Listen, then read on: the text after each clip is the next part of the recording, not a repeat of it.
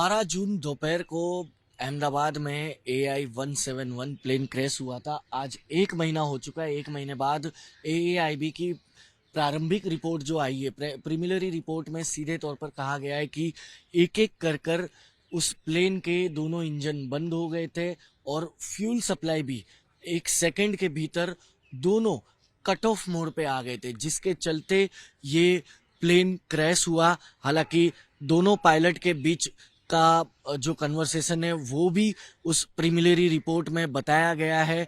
एक पायलट दूसरे पायलट को पूछ रहा था कि आपने क्यों बंद किया। दूसरे ने जवाब दिया कि मैंने बंद नहीं किया। अब क्या खामियां थी, क्यों अचानक से उड़ान भरने के 39 सेकंड के भीतर ये प्लेन क्रैश हुआ, कैसे इंजन बंद हुए, कैसे फ्यूल सप्लाई के दोनों बटन जो है वो कट ऑफ मोड पर आ गए, ये अब जांच का विषय है। जांच जैसे ही पूरी होगी उसके बाद ही साफ होगा। लेकिन एक महीने बाद भी आप देख सकते हैं कि यहाँ पर जिस जगह पर बीजे मेडिकल कॉलेज के जो हॉस्टल की इमारत के पास प्लेन क्रैश हुआ था वो जगह जस की तस है, और जो प्लेन का मलबा था उसे पूरी तरह से हटा लिया गया है। लेकिन अंदर आप देखेंगे तो जो अभी भी गाड़ियां जली हुई थी या स्कूटर जले हुए थे वो जस का तस ऐसे ही पड़ा हुआ है, क्योंकि ये सब अभी भी जांच का विषय है। यहाँ से भी अभी कई तरह की एविडेंसेस निकल सकते हैं, इसलिए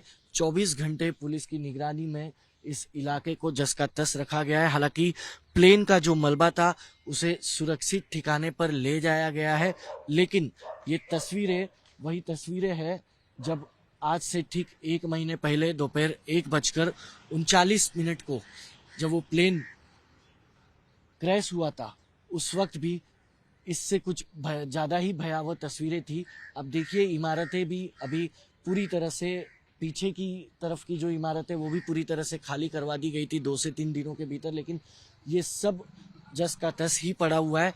और 260 लोगों की मौत हुई थी, जिसमें से 241 प्लेन में मौजूद थे, 19 लोग जमीन पे मौजूद थे जिसकी मौत हुई थी। एक व्यक्ति प्लेन के अंदर का जीवित निकला था। अभी भी जांच जो है वो जारी है। जब पूरी तरह से जांच खत्म हो जाएगी उसके बाद ही साफ हो पाएगा कि आखिरकार उड़ान भरने के चंद सेकंड के अंदर प्लेन के इंजन कैसे बंद हुए, फ्यूल सप्लाई कैसे कट ऑफ मोड पर आया और कैसे ये प्लेन क्रैश हुआ।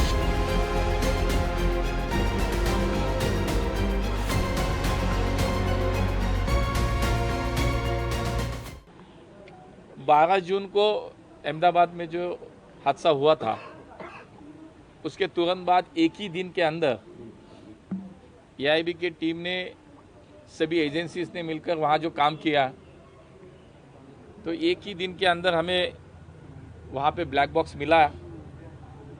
उसके बाद बाहर कहीं भेजने की उसको आवश्यकता नहीं थी। उसको डिकोड करना, उसमें से डेटा निकालना, अब ये हमारे ही देश में होता है। पहले तो अगर कोई चॉपर का भी एक्सीडेंट होता था तो ब्लैक बॉक्स बाहर के देशों में भेजने की व्यवस्था थी, क्योंकि वहाँ जाना पड़ता था। लेकिन अब हमारे देश में ऐसे लैब बने हैं जहाँ इस ब्लैक बॉक्स का पूरी उसकी जांच हुई। AIB एक ऑटोनॉमस अथॉरिटी है, बिना कोई इंटरफेरेंस के वो काम करती है। और उन्होंने जो रिपोर्ट पेश किया ये प्राइमरी रिपोर्ट है, ये प्राथमिक रिपोर्ट है, ये अंतिम रिपोर्ट नहीं है। तो मुझे लगता है कि उसमें जो आया है कि वो तो सबके सामने है। अभी भी वो ये सब घटनाएं जांच के दायरे में है, तो फाइनल उस पर कुछ कमेंट करना अभी सही नहीं है, ये उचित नहीं होगा। फाइनल रिपोर्ट आने तक मेरी भी आपको सबको रिक्वेस्ट रहेगी कि फाइनल रिपोर्ट आने तक कोई भी निष्कर्ष हम न निकले, क्योंकि हम अगर कोई निष्कर्ष निकालते हैं तो उसके बहुत सारे अर्थ सामने आते हैं। तो कोई निष्कर्ष ना निकाले, ये भी मेरी आपसे सबसे रिक्वेस्ट है।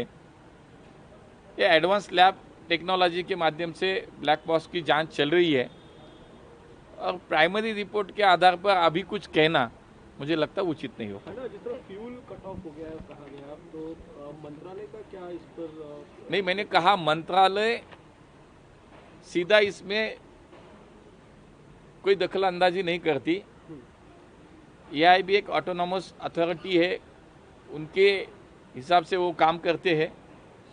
तो उन्होंने भी कहा है कि जो संवाद हुआ है वो भी सामने आया है, लेकिन उस संवाद से हम किसी निष्कर्ष पे नहीं पहुंच सकते, क्योंकि उन्होंने यही कहा है कि ये प्राइमरी रिपोर्ट है। प्राथमिक रिपोर्ट के अनुसार जो सामने आया है, मुझे लगता है कि और थोड़ा समय देना चाहिए, तो हम फाइनल उसमें एक्चुअली क्या हुआ, सिचुएशन क्या थी, रीज़न क्या है, तो उस पर आ सकते हैं फाइनल रिपोर्ट के बाद। कितना समय लग सकता है ना, क्योंकि कई मल्टी नहीं, मुझे लगता है कि यह भी देखो कितना अच्छा काम कर रही है। मैंने अभी भी कहा कि हमें हेलीकॉप्टर का भी एक्सीडेंट होता है तो हमें बाहर देश भेजना पड़ता था ब्लैक बॉक्स को, तो अभी तो हमारे देश में चला, 1 महीने के अंदर तो उनका प्राथमिक रिपोर्ट आया है। तो मुझे लगता है कि ये हमारा अच्छे काम कर रही है। दूसरा मैं कहना चाहूँगा कि हमारे पायलट हो, हमारे क्रू है, देश भर में, विश्व में एक अच्छे नाम है उनका, वो उनका काम अच्छी तरह से जाना जाता है। और मुझे लगता है कि हम उसी एंगल से देखें, जो आएगा वो सामने आएगा। प्लेन दुर्घटना का रिपोर्ट आया है, आपका कौन था मृतक? मेरा नाम मोहम्मद रफ़ी गुलाम हुसैन खान जी है। जो प्लेन दुर्घटना 12/6 को हुई अहमदाबाद मेघानी नगर के पास में, उसमें हमारी भांजी नुसरत जहां, यूसुफ भाई जेथरा और फिर कामदार, उनका डेथ हो गया। ये प्लेन क्रैश हुआ, उसके अंदर क्या खराबी थी, प्लेन वालों ने इंक्वायरी नहीं की, ऐसे ही प्लेन उड़ा दिया है, ऐसा समझ में आ रहा है। ऐसा सुनने में आया कि भाई इसकी कोई इंक्वायरी नहीं है, उसके बावजूद भी ये प्लेन को उड़ाया गया। इसके बाद में ये प्लेन क्रैश हो गया। इसके अंदर कई लोगों की जानें गई। इसको एहतियात करना चाहिए और आगे भी जितनी भी फ्लाइटें चल रही है उसके अंदर भी उनको ध्यान देना चाहिए कि भाई ये सब नहीं होना चाहिए। आदमी की जान की कोई वैल्यू नहीं है इंडिया के अंदर। आज रिपोर्ट आया है, दोनों कट ऑफ हुआ था पेट्रोल का, क्या कहोगे सरकार को? सरकार से हमारा यही निवेदन है कि इसको एहतियात करके देखना चाहिए, ध्यान करना चाहिए, आगे ये सब होना नहीं चाहिए। यही हमारी उम्मीद है गवर्नमेंट से।